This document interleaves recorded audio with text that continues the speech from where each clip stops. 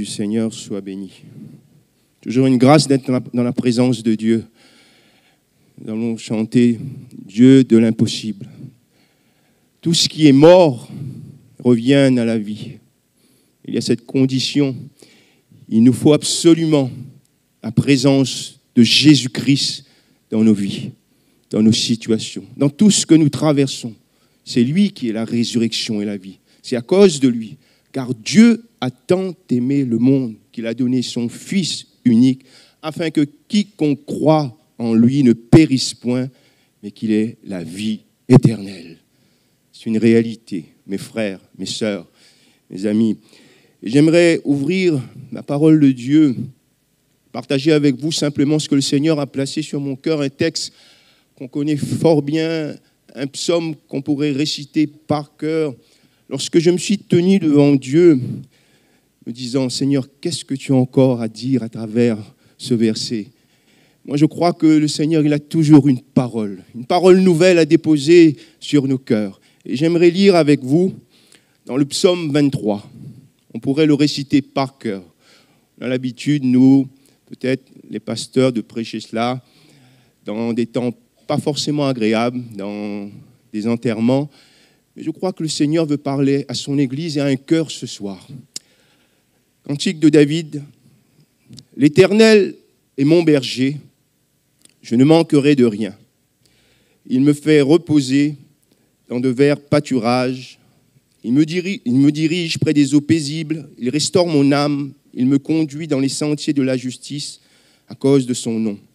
Quand je marche dans la vallée de l'ombre de la mort, je ne crains aucun mal. Car tu es avec moi, ta houlette et ton bâton me rassurent. Tu dresses devant moi une table en face de mes adversaires. Tu oins d'huile ma tête et ma coupe déborde. Oui, le bonheur et la grâce m'accompagneront tous les jours de ma vie.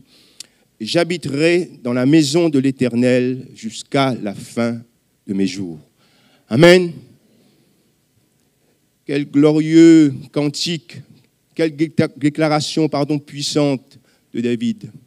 Il déclare que l'Éternel est son berger, c'est celui qui le conduit, c'est celui qui le fait reposer, c'est celui qui le dirige, c'est celui qui le restaure. À cause de la présence de son berger, il ne manque de rien. Dans toutes les situations, c'est l'assurance du serviteur de Dieu. Et j'aimerais m'arrêter ce soir sur ce verset 4. Quand je marche dans la vallée de l'ombre de la mort, je ne crains aucun mal, car tu es avec moi. Il y a cette réalité pour le serviteur de Dieu. Il marche dans la vallée de l'ombre de la mort. Et c'est aussi cette réalité pour nous tous. Le Seigneur veut nous le rappeler.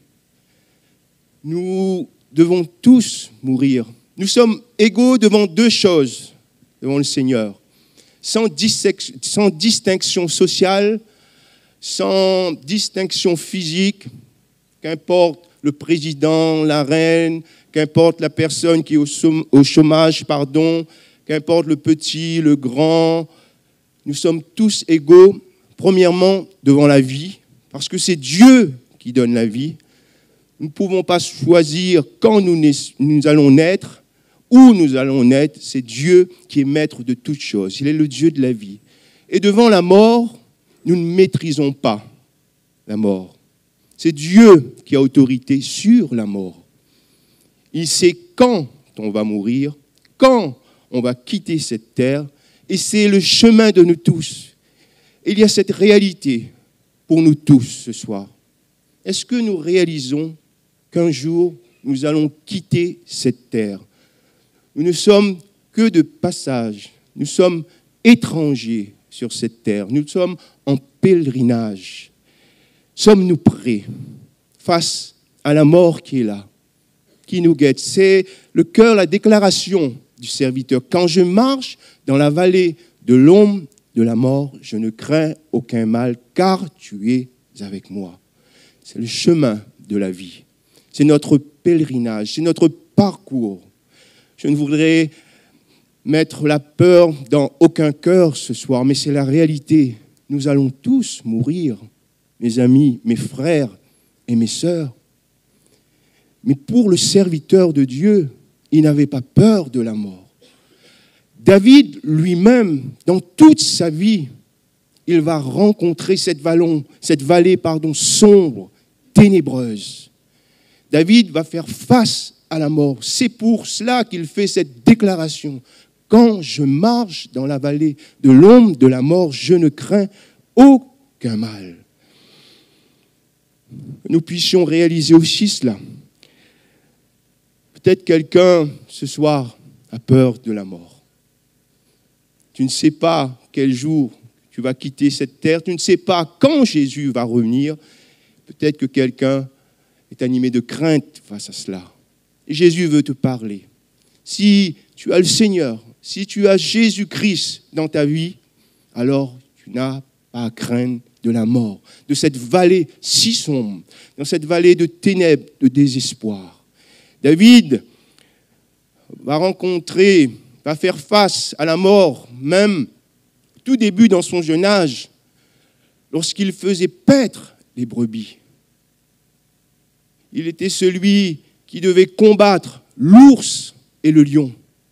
Lorsque ces animaux venaient pour prendre ses brebis entre ses mains, il dira, l'Éternel va le délivrer de la gueule du lion et de l'ours. Dans cette vallée, dans ce chemin qui nous amène tous à une mort physique, peut-être que nous avons des combats aussi, des luttes.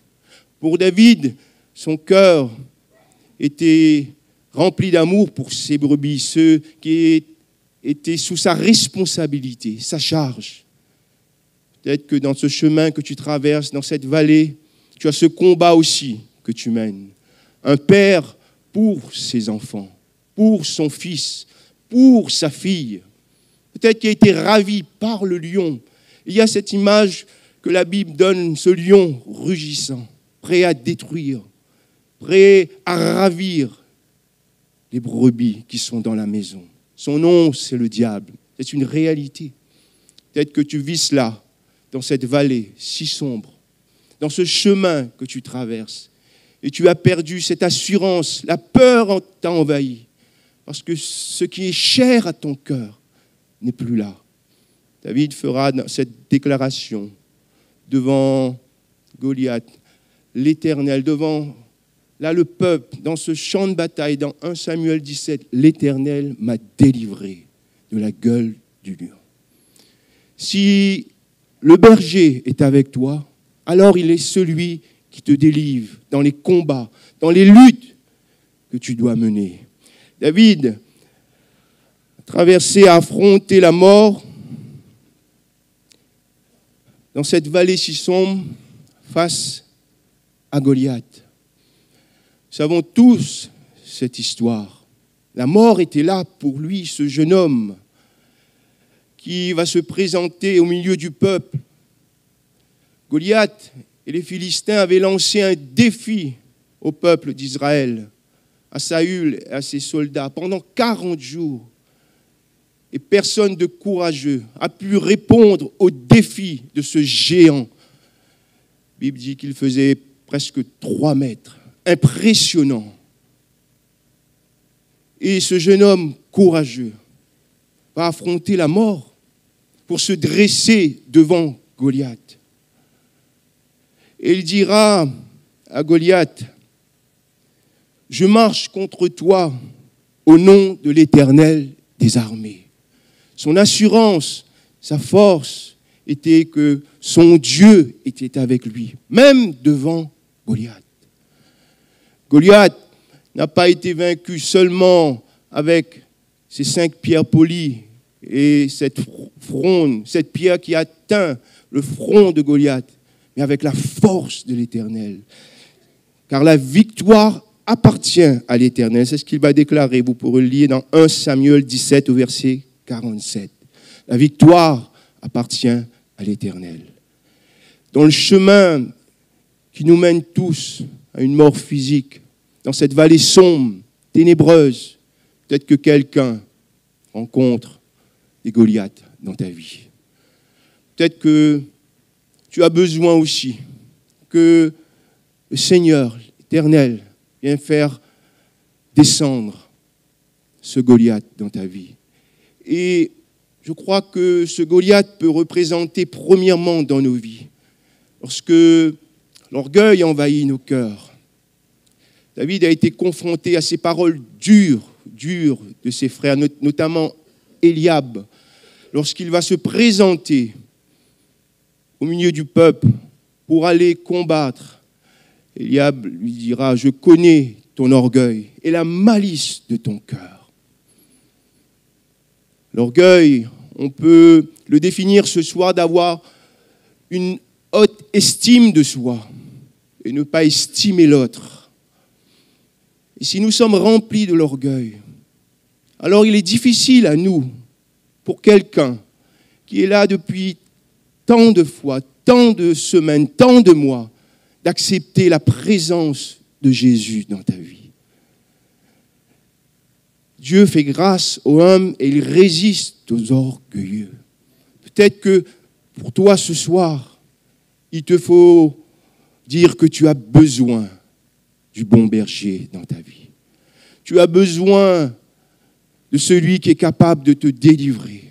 Tu ne peux pas te délivrer toi-même, mais l'Éternel, il peut. Le Dieu vivant et vrai, le Dieu de l'impossible que nous avons proclamé, que nous avons chanté, il peut le faire ce soir, à cause de sa présence dans ta vie. David avait ce cœur qui n'était pas rempli d'amertume face au mépris des membres de sa famille, face au mépris de ses frères. Pourtant, il avait déjà été oint par Samuel comme roi. Et il est méprisé.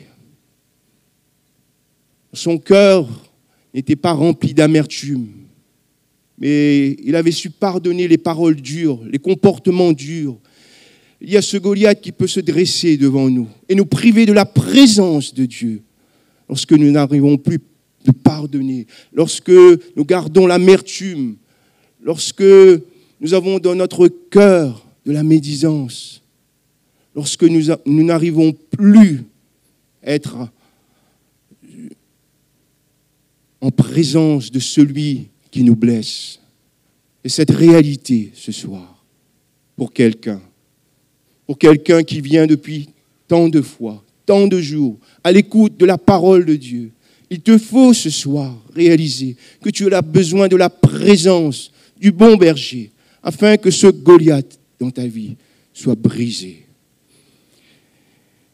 David va être en face de la mort lorsque Saül va être en colère contre lui, irrité contre lui, jaloux contre lui.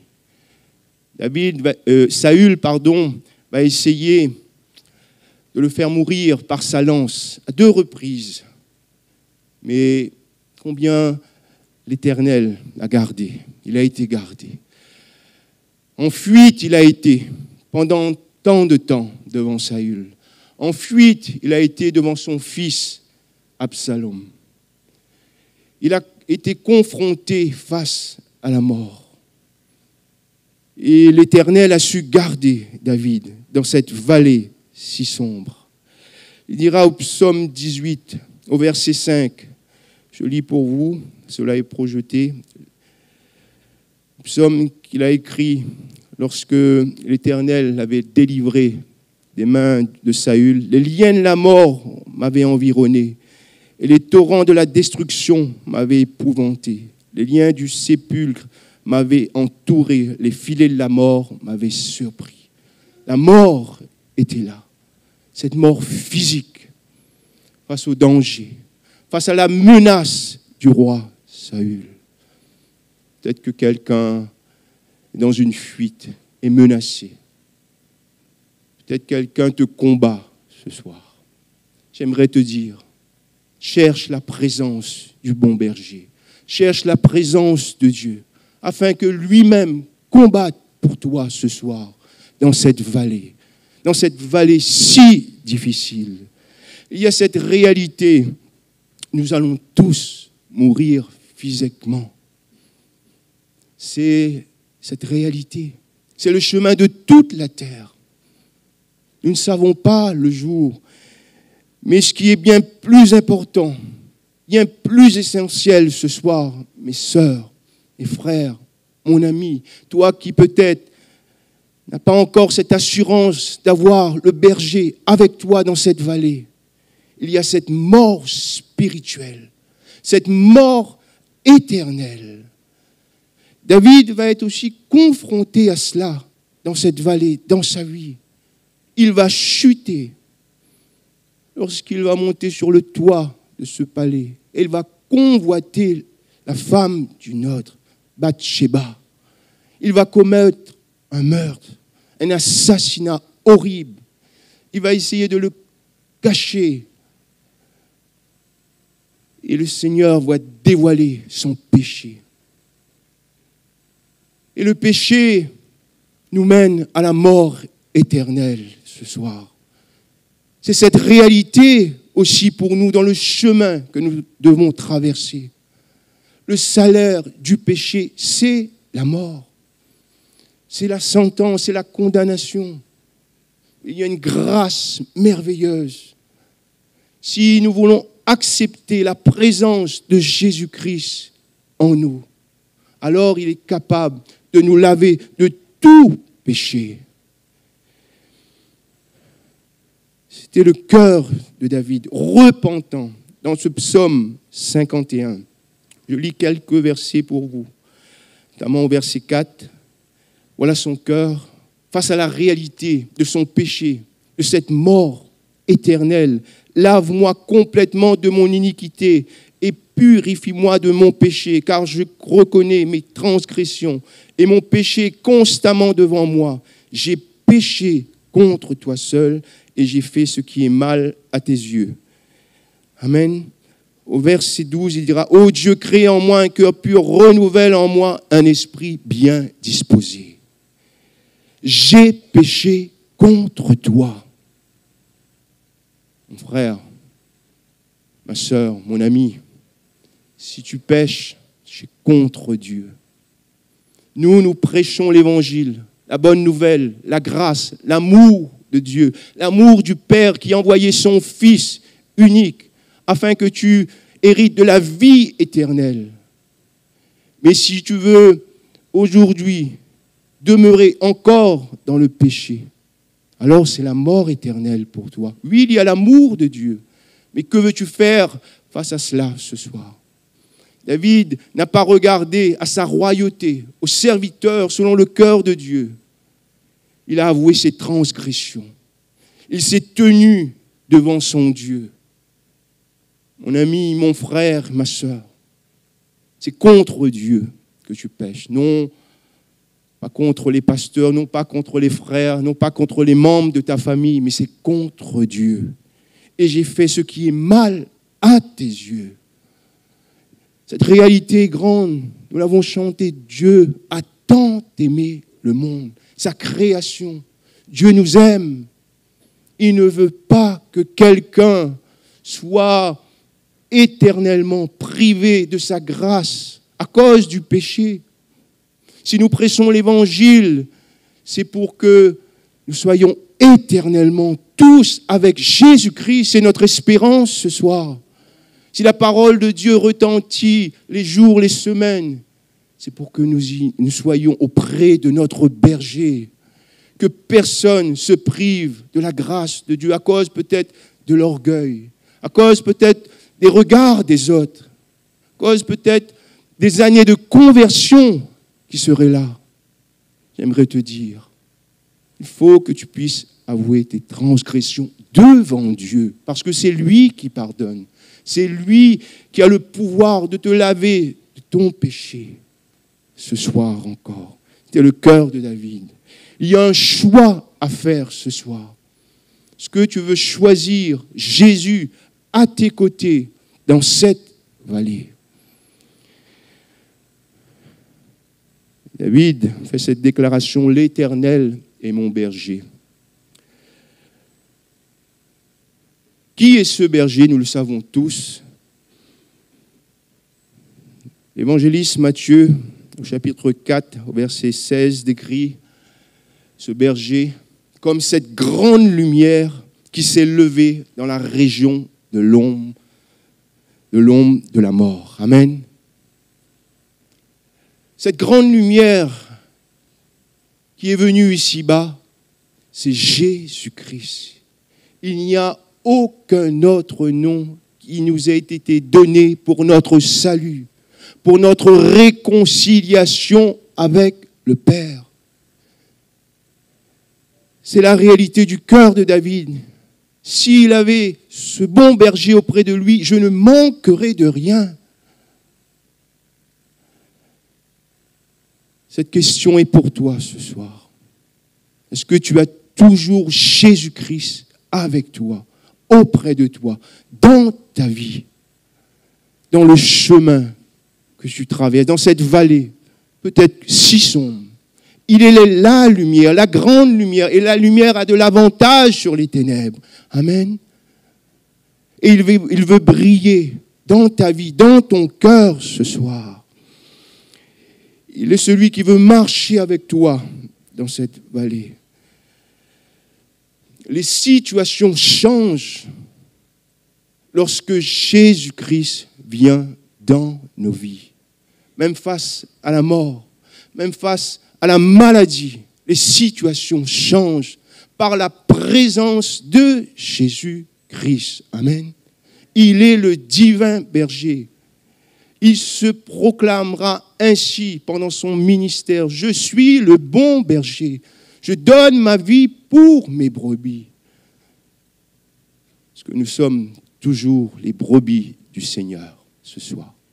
Peut-être que quelqu'un a besoin de faire cette rencontre à nouveau avec Jésus, afin que la lumière vienne à nouveau habiter dans ton cœur, dans ta vie, dans cette vallée que tu traverses.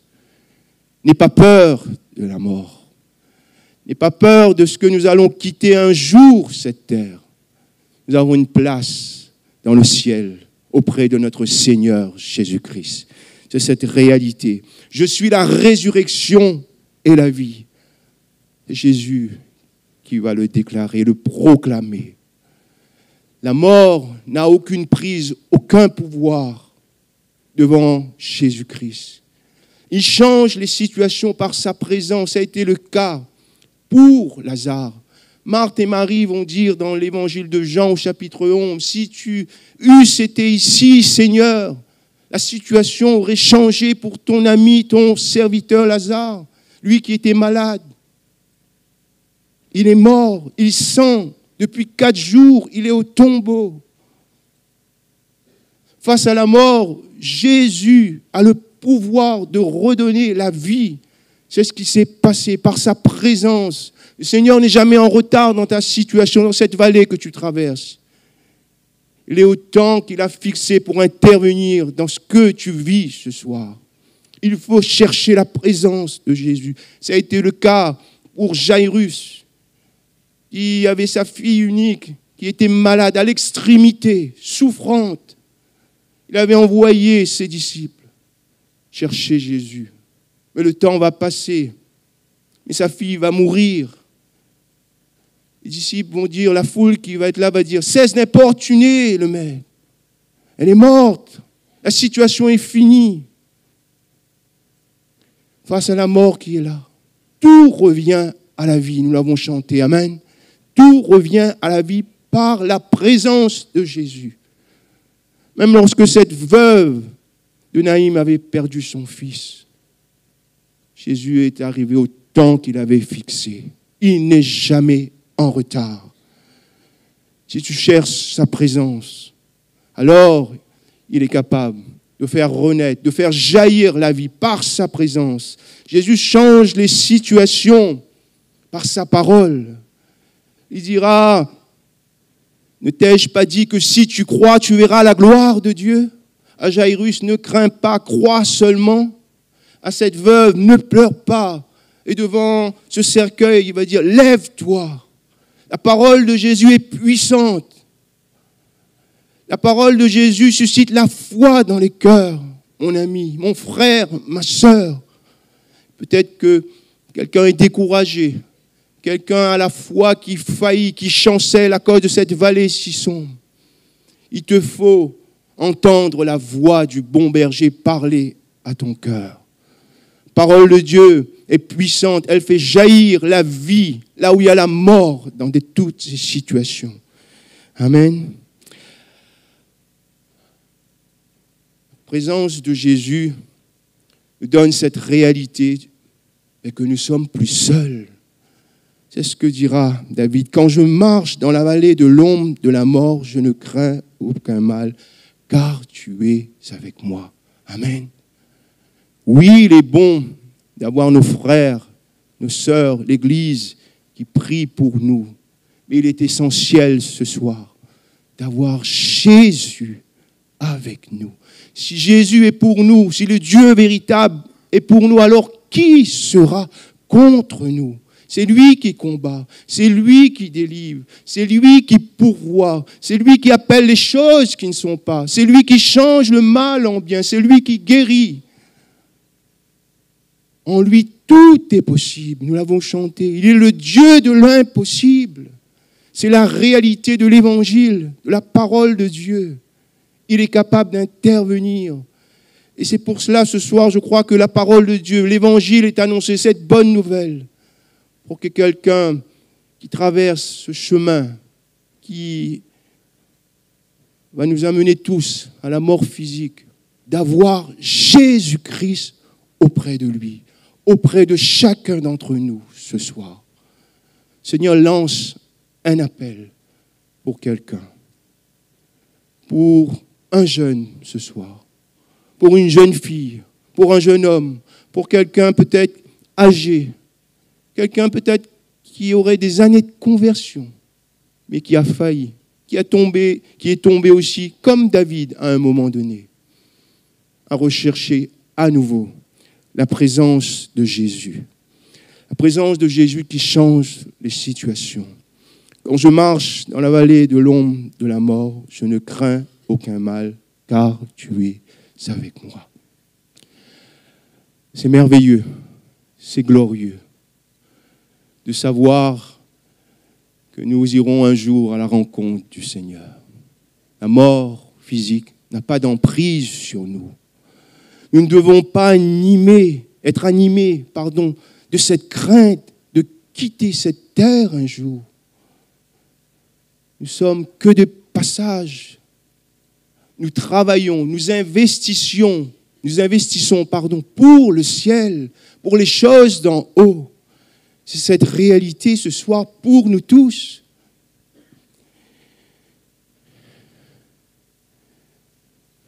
Que personne ce soir ne passe à côté de la parole de Dieu, de la présence de Jésus. Oui, nous pouvons assister maintes fois aux réunions, nous faisons bien. Nous pouvons chanter, louer, glorifier le Seigneur. Nous faisons bien, faisons-le encore. Mais si Jésus n'est plus avec nous, si nous n'avons plus le bon berger, si le péché est attaché à nous, alors notre vie ici-bas serait vaine. Sans but, mes frères et mes sœurs, nous aurions combattu en vain. Il faut pour nous tous ce soir d'être assurés d'avoir le divin berger avec nous. Amen. J'aimerais lire avec vous, conclure par ce texte de l'Apocalypse, chapitre 21, versets 3, 4. Voilà ce qui est écrit. Cette réalité pour nous, cette espérance. Et j'entendis du trône une forte voix qui disait, « Voici le tabernacle de Dieu avec les hommes. Il habitera avec eux et ils seront son peuple. Et Dieu lui-même sera avec eux. Il essuiera toute larme de leurs yeux. Et la mort ne sera plus. Il n'y aura plus ni deuil, ni cri, ni douleur, car les premières choses ont disparu. » Amen. C'est notre espérance à tous. Oui, nous marchons dans cette vallée, des combats difficiles, des Goliaths qui se dressent devant nous, des menaces, des luttes. Oui, peut-être que quelqu'un a chuté, tombé, péché, s'est éloigné de Dieu. Mais il y a une grâce, il y a l'amour de Dieu pour chacun d'entre nous, parce qu'il nous annonce la bonne nouvelle. Jésus veut être avec nous ce soir. Amen.